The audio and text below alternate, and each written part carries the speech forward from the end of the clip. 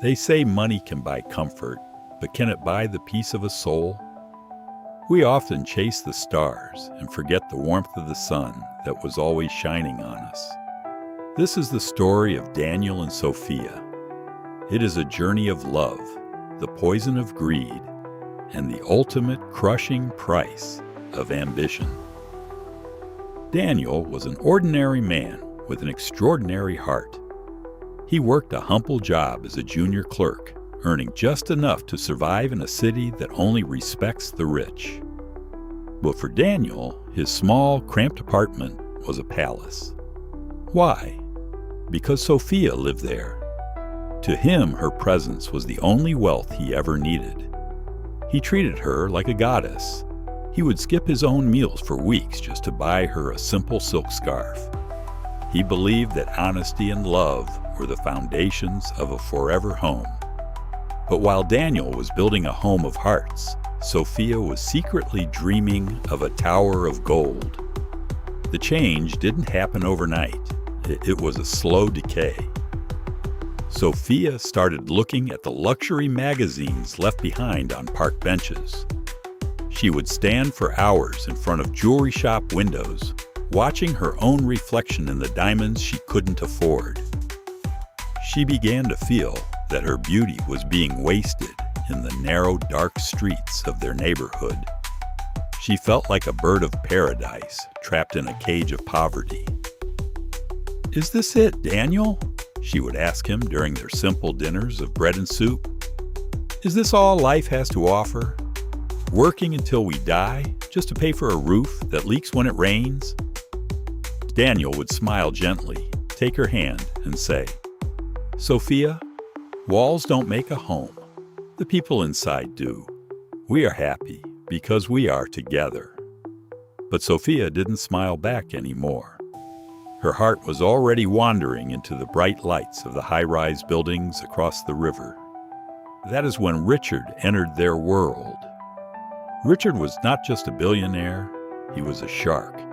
He didn't see people, he saw assets.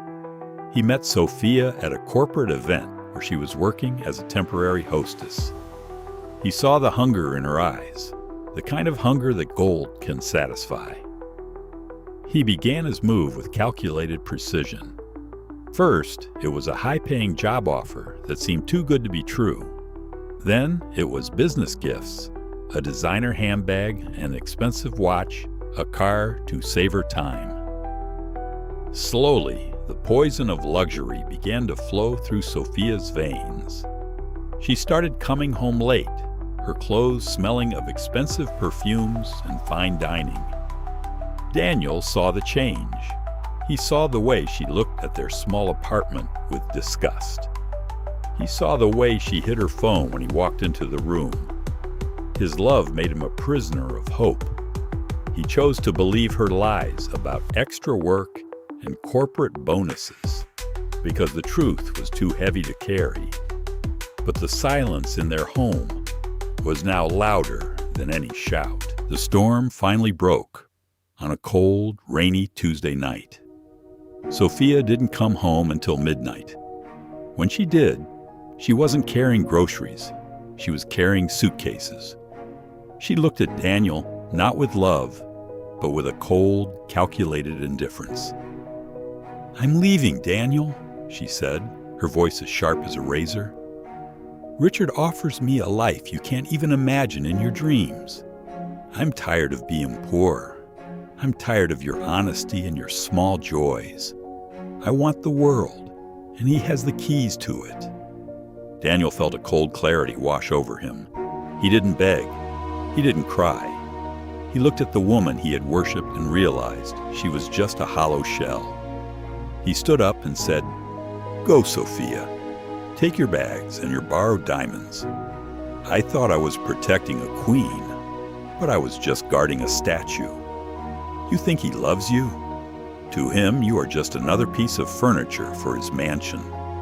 Go, because a woman who can be bought was never worth keeping.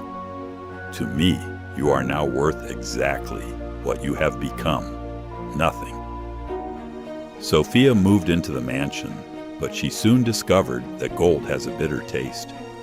Richard was a predator. Once the chase was over, he lost interest. She was a trophy on his shelf, ignored and lonely. Meanwhile, Daniel vanished from the city. He took his broken heart and turned it into an engine of fire. He moved to another state, worked 3 jobs, and started a small tech firm in a basement. He didn't sleep. He didn't eat. He used the memory of his betrayal as fuel. Every time he felt like giving up, he remembered the look of disgust in Sophia's eyes. 5 years passed. Fate has a way of balancing the scales when we least expect it. Richard's greed finally caught up with him. His empire was built on lies and fraud. The police came, the assets were frozen, and Richard was sent to a dark cell. Sophia, who had traded her soul for security, was kicked out of the mansion with nothing but the clothes on her back. The friends who drank her expensive wine didn't even recognize her on the street. One afternoon, a luxury sedan stopped at a red light in the center of the city. Sophia was standing on the curb, tired, aged, and broken, clutching a bag of cheap bread. She looked at the man in the back seat. It was Daniel. He was powerful, respected, and one glowing with a quiet confidence. Their eyes met for a heartbeat. Sophia's heart jumped. She expected him to stop. She expected him to shout at her, or perhaps, in her desperate hope, to offer her a hand. But Daniel did something much more powerful. He looked at her with a blank expression. There was no anger. There was no hate. There was only nothing. He looked at her the same way one looks at a stranger passing by on a crowded street. The light turned green and the car moved forward, disappearing into the traffic. The ultimate revenge wasn't a shout.